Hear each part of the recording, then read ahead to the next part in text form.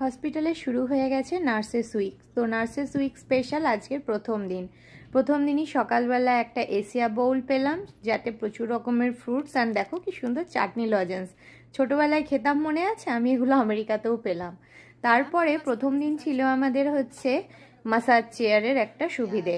কি সুন্দর করে ডেকোরেট করেছে রুমগুলো। এগুলো কিন্তু অনলি ফর নার্সেস, যেহেতু নার্সেস উইক স্পেশাল। তো আমিও চলে আসলাম একটু মাসাজ খেতে।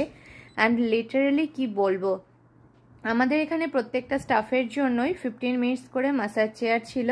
তো আমার তো মনেই হচ্ছিল না যে আর উঠবো বলে। একদম মাথা থেকে পা পর্যন্ত এত সুন্দর মাসাজ দিল চেয়ারটা।